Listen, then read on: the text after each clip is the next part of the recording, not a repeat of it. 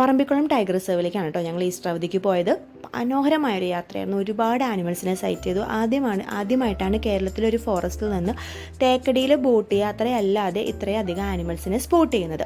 പറമ്പിക്കുളത്തിൻ്റെ ഒരു പ്രത്യേകത Lush green forest അല്ല. കേരളത്തിൽ ബാക്കിയെല്ലാം വളരെ തിങ്ങി നിറഞ്ഞ ഫോറസ്റ്റുകളാണ്. പക്ഷെ പറമ്പിക്കുളത്ത് വൃക്ഷങ്ങൾ തമ്മിലുള്ള വിടവുകളൊക്കെ കൂടുതലാണ്. അതുകൊണ്ട് തന്നെ നമുക്ക് ഒരുപാട് ആനിമൽസിനെ സൈറ്റ് ചെയ്യാൻ പറ്റും. പിന്നെ ഇത് മലയണ്ണാനാണ്. പിന്നെ ഞങ്ങൾ പോകുന്ന വഴിക്ക് നല്ല പറമ്പിക്കുളം ഡാമുണ്ട്. ഈ ഡാമിൽ വെള്ളം കുടിക്കാൻ എപ്പോഴും ആനിമൽസ് ഉണ്ടാവും കേട്ടോ. നട്ടുച്ചയ്ക്ക് പോലും ഇവിടെ ആനിമൽ സൈറ്റിംഗ് ഉള്ള ഒരു സ്ഥലമാണ് പറമ്പിക്കുളം. ഞങ്ങൾ പറമ്പിക്കുളം ഫോറസ്റ്റ് സ്റ്റേഷനിൽ റിപ്പോർട്ട് ചെയ്ത് കഴിഞ്ഞപ്പോഴത്തേക്കും ഞങ്ങളുടെ കൂടെ നടരാജൻ എന്ന് പറഞ്ഞിട്ടുള്ള ഒരു ഗൈഡിനെ തന്നു. ഗൈഡും ഞങ്ങളും കൂടെ 30 കിലോമീറ്റർ സഞ്ചരിച്ചിട്ടാണ് ഹണിക്കോമ്പിലേക്ക് എത്തുന്നത്. ഹണിക്കോമ്പ് കാടിൻ്റെ നടുക്കുള്ള സ്റ്റേ ആണ്. അപ്പം ഹണിക്കോമ്പ് വരെയുള്ള യാത്രയിൽ ഞങ്ങൾ പുള്ളിമാനെയും കാട്ടുപോത്തിനെയും കണ്ടു.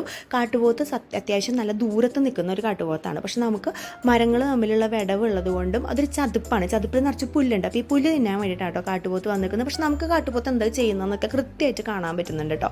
അപ്പം അത്രയും വിസിബിളാണ് ഇവിടെ. അതുകൊണ്ട് തന്നെയാണ് ഇവിടെ ആനിമൽ സൈറ്റിങ്സ് കൂടുതലുള്ളത്.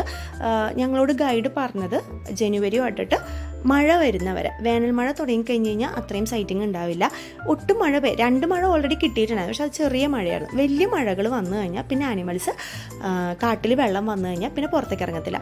പറമ്പിക്കുളം ഡാമാണ് ഇവിടുത്തെ ഏറ്റവും പ്രത്യേകത. അതായത് ഈ പറമ്പിക്കുളം ഡാമിൽ എപ്പോഴും വെള്ളം ഉണ്ടാവില്ല. അപ്പോൾ ഈ വെള്ളം കുടിക്കാൻ വേണ്ടിയിട്ടാണ്. അതിപ്പോൾ എവിടെയാണെങ്കിലും, അതിരപ്പള്ളിയിലാണെങ്കിൽ പോലും നമ്മൾ ഏഴാറ്റുമുഖത്തൊക്കെ ആനയെ സൈറ്റ് ചെയ്യുന്നത് വെള്ളം കുടിക്കാൻ വേണ്ടിയുള്ള വരവാണ് ഇവർ കാട്ടിയത്. പിന്നെ പുള്ളിമാനുകൾ കോമൺ സൈറ്റിംഗ് ആണ്. നമുക്ക് ഇഷ്ടം പോലെ കാണാൻ പറ്റും. നമ്മൾ ഈ ബന്ദിപ്പൂരൊക്കെ പോകുമ്പോൾ കാണുന്ന പോലെ തന്നെ പുള്ളിമാനുകളെ നമുക്ക് നിറച്ച് പറമ്പിക്കുളത്ത് കാണാൻ പറ്റും. ടൈഗർ ഉള്ളതിൻ്റെ ഒരു കാരണവും ഈ പുള്ളിമാനുകളും മ്ലാവുകളും ഒക്കെ തന്നെയാണ്.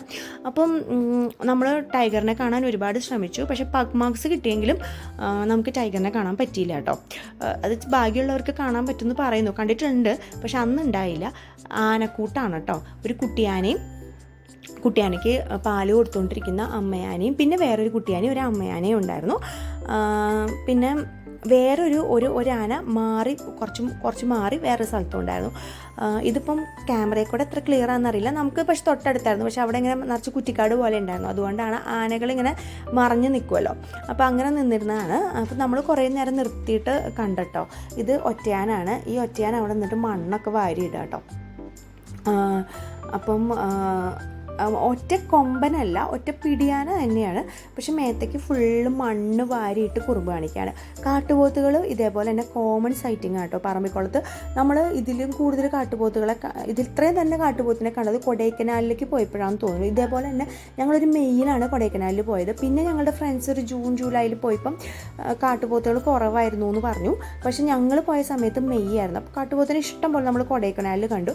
അത്രയ്ക്കാണ് കാട്ടുപോത്തിനെ ഇവിടെയും കാണാം കേട്ടോ. കാട്ടുപോത്തുകളൊക്കെ ഇങ്ങനെ കൂളായിട്ട് നടക്കും. നല്ല വലിപ്പമുള്ള കാട്ടുപോത്തുകളാണ്.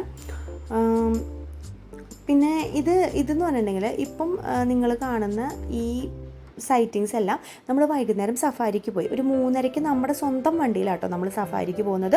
അപ്പോൾ നമ്മുടെ ഗൈഡ്, നമുക്ക് ഓടിക്കാൻ പേടിയുണ്ടെങ്കിൽ ഗൈഡ് ഓടിക്കട്ടോ. ഞങ്ങളുടെ കാറ് ഗൈഡാണ് ഓടിച്ചത്. നടരാജൻ ഓടിച്ചു. പുള്ളിക്കാവുമ്പം ഈ കൂർത്ത മുനയുള്ള റോഡൊക്കെ ആണെങ്കിലും പ്രശ്നമില്ലല്ലോ. അല്ലെങ്കിൽ നമ്മൾ പറഞ്ഞാൽ അവിടെ വണ്ടി അറേഞ്ച് ചെയ്ത് തരും. പക്ഷെ ഞങ്ങൾ പോയ അന്ന് വണ്ടി ഉണ്ടായിരുന്നില്ല. മ്ലാവൊക്കെ എന്താണെന്ന് വെച്ചാൽ നമുക്ക് ഫോട്ടോ എടുക്കാനൊന്നും നിന്ന് തരില്ല കേട്ടോ. നമ്മളെ കണ്ടു കഴിഞ്ഞ് കഴിഞ്ഞാൽ നമ്മൾ ശ്രദ്ധിക്കുന്നതെന്ന് കണ്ടു കഴിഞ്ഞാൽ മ്ലാവായാലും മാനായാലും ഭയങ്കരമായിട്ട് ഓട്ടം വെച്ചു കൊടുക്കും.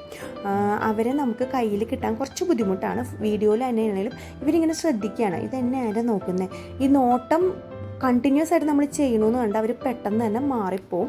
പിന്നെ ഒരു കാട്ടുപോത്തിന് തൊട്ടടുത്ത് ഞങ്ങൾക്ക് കിട്ടിയിട്ടോ. അത് ഞങ്ങൾ കണ്ണിമാറ തേക്കിൻ്റെ അവിടേക്ക് പോയപ്പം കിട്ടിയ കാട്ടുപോത്താണ്. കണ്ണിമാറ തേക്ക് 465 വർഷം പഴക്കമുള്ള തേക്കാണ്.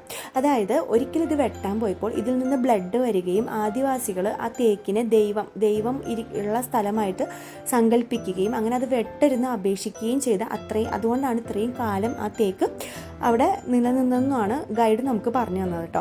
ഗൈഡ് കൂടെ ഉള്ളപ്പോൾ ഒരു ഗുണം എന്താണെന്ന് വെച്ചാൽ കാടിനെ കുറിച്ചൊക്കെ ഡീറ്റെയിൽ ആയിട്ട് നമുക്ക് പറഞ്ഞു തരും. ഒരുപാട് കാര്യങ്ങൾ നമുക്ക് പറഞ്ഞു തന്നു കേട്ടോ. ശരിക്കും ഒരുപാട് കാട്ടിലേക്കൊക്കെ യാത്ര ചെയ്തിട്ടുണ്ടെങ്കിലും ഇത്രയും ഇൻഫർമേഷൻസ് കിട്ടുക എന്നുള്ളത്, ഞങ്ങൾ ചിമ്മിണി പോയപ്പോൾ ഞങ്ങളുടെ കൂടെ ഗൈഡ് ഉണ്ടായിരുന്നു, അങ്ങനെ കുറേ ഇൻഫർമേഷൻസ് കിട്ടിയിരുന്നു. അപ്പോൾ ഇപ്പോൾ ഈ നടരാജനും ഞങ്ങൾക്ക് ഒരുപാട് കാര്യങ്ങൾ പറഞ്ഞു തന്നു. ഇവർ ഈ കാടിൻ്റെ ഉള്ളിൽ തന്നെയാട്ടോ താമസം. പിന്നെ മയിലുകൾ അത് ഇഷ്ടം പോലെ ഉണ്ട് കേട്ടോ. അതും ഇതേപോലെ തന്നെ പുള്ളിമാനും കാട്ടുപോത്തൊക്കെ പോലെ തന്നെ കോമൺ സൈറ്റിംഗ് ആണ്. ഇതൊക്കെ സൈറ്റ് ചെയ്യപ്പെടാനുള്ള കാരണം കാട് ലഷ് ഗ്രീൻ അല്ല എന്നുള്ളതാണ്. ഇത് നമ്മുടെ ഇവിടുത്തെ കാടുകളിലും കാണും, തേക്കടിയിലെ കാടുകളിലൊക്കെ കാണും. പക്ഷെ എന്താ വെച്ചാൽ നമ്മൾ പോകുമ്പോൾ അങ്ങനെ കാണാൻ പറ്റില്ല എന്നുള്ളതാണ്. പിന്നെ സൺസെറ്റ് അടിപൊളിയായിരുന്നു. ഇതൊരു വ്യൂ പോയിന്റിൽ നിന്ന് കണ്ടതാട്ടോ. ഇതൊക്കെ കാടിൻ്റെ ഉള്ളിലാണ്, നല്ല റോഡാട്ടോ. കാടിൻ്റെ ഉള്ളിലെ റോഡ് നല്ലതാണ്. കണ്ണിമാറ തേക്കിലേക്ക് പോകുമ്പോൾ മാത്രമാണ് കുറച്ചൊരു കല്ലും മുള്ളൊക്കെ ഉണ്ടായിരുന്നത്. പക്ഷെ സൂപ്പറാണ് കേട്ടോ. അങ്ങനെ ഞങ്ങൾ സൺസെറ്റ് കണ്ടു. പിന്നെ നമുക്ക് ഹണിക്കോമ്പിന് വരുന്ന റേറ്റ് എന്ന് പറഞ്ഞിട്ടുണ്ടെങ്കിൽ 8,000 ആണ്. അതിൽ നമ്മുടെ സഫാരി, ട്രെക്കിങ്, പിറ്റേ ദിവസം ട്രെക്കിങ്, 3 നേരത്തെ ഫുഡ്, നമ്മൾ ചെല്ലുമ്പോൾ തൊട്ടുള്ള ലഞ്ച്, ടീ, ഡിന്നർ എല്ലാം പെടും.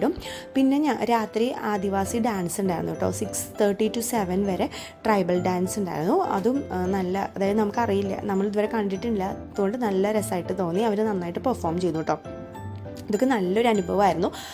പറമ്പിക്കുളത്തെ സ്റ്റേ സത്യം പറഞ്ഞാൽ ഹണിക്കോമ്പിൽ ആദ്യം നമുക്ക് AC അത്ര പോരാൻ തോന്നില്ല. രാത്രി മനസ്സിലായി ആസ്ബറ്റോ ഷീറ്റ് അതുകൊണ്ട് പകൽ ചൂടുണ്ടായിരുന്നു, രാത്രി നല്ല തണുപ്പായിരുന്നു കേട്ടോ. എൻ്റെ അമ്മ അവസാനം AC ഓഫ് ചെയ്യേണ്ടി വന്നു. അതിരി തണുപ്പായിരുന്നു. ഫുഡൊക്കെ അത്യാവശ്യം കുഴപ്പമുണ്ടായില്ല. അവിടുത്തെ ട്രൈബ്സ് തന്നെയാണ് ഉണ്ടാക്കുന്നത് കേട്ടോ. നല്ല ഫുഡായിരുന്നു. എന്നുവെച്ചാൽ അത്യാവശ്യം നല്ല ടേസ്റ്റി ഫുഡായിരുന്നു കേട്ടോ. പിന്നെ അവിടുത്തെ ഒരു ജീവിതം നമുക്ക് ഒരുപാട് പഠിക്കാനുള്ളൊരു ജീവിതം തന്നെയാണ്. പിന്നെ ഇത് മലയണ്ണാനാണ്. മലയണ്ണാൻ ഏത് കാട്ടിലും നമുക്ക് കോമൺ സൈറ്റിംഗ് ആണ്. ഇവിടെയും ഇഷ്ടം പോലെ മലയണ്ണാനുകളുണ്ട്. ശരിക്കും ഒരു കാടിൻ്റെ ഉള്ളിലേക്ക് കുട്ടികൾക്ക് പ്രത്യേകിച്ച് മാളൂനൊക്കെ ഭയങ്കര രസമുള്ളൊരു ടൂറായിരുന്നു. അത് അവിടെ ഒരുപാട് കാര്യങ്ങൾ പഠിച്ചു. ഇത് നമ്മൾ ട്രെക്ക് ചെയ്യാൻ പോയി കാലത്ത്. അപ്പോൾ കുറേ ബേഡ്സിനെ നമ്മൾ സ്പോട്ട് ചെയ്തു. ആ ബേഡ്സിനെയാണ് കേട്ടോ. അത് ഒരുപാട് പേരുകൾ പറഞ്ഞു. ഇപ്പോൾ എനിക്കതിൻ്റെ പേരുകളൊന്നും ഓർമ്മയില്ല. പക്ഷേ പല തരത്തിലുള്ള ബേഡ്സിനെ നമ്മൾ സ്പോട്ട് ചെയ്തായിരുന്നു കേട്ടോ. ഇത് കാട്ടുകോഴിയാട്ടോ, കുഞ്ഞു കോഴിയാണ്. നമ്മുടെ കാറിന് മുന്നേ വന്ന് പെട്ടതാണ്. നല്ല രസമുണ്ട് കേട്ടോ കാട്ടുകോഴി. നമ്മുടെ കോഴിയുടെ അത്രയ്ക്ക് വെയിറ്റ് ഒന്നും ഉണ്ടാവില്ല, പക്ഷേ നല്ല കുഞ്ഞു കോഴിയായിരിക്കും കാട്ടുകോഴി. ഒച്ചയുണ്ട് കേട്ടോ, നമ്മുടെ കോഴിയുടെ ഒച്ചയല്ല എന്ന് മാത്രം. അങ്ങനെ ഇതൊക്കെ കാട്ടുപോത്തുകൾ തന്നെയാണ് കേട്ടോ. കാട്ടുപോത്ത് ഞാൻ പറഞ്ഞല്ലോ ഒരു കോമൺ സൈറ്റിംഗ് ആണ്. ഇതാണ് ഞാൻ പറഞ്ഞ ഒറ്റയ്ക്ക് നിന്നിരുന്ന ആന. മണ്ണൊക്കെ വാരിയിട്ട് നല്ല കൂളായിട്ട് മേത്തേക്ക് മണ്ണ് വാരിയിടുന്ന സീനാണ് ഇപ്പോൾ കണ്ടുകൊണ്ടിരിക്കുന്നത്. ഇച്ചിരി കുറുമ്പി ആനയാണെന്ന് തോന്നുന്നു കേട്ടോ.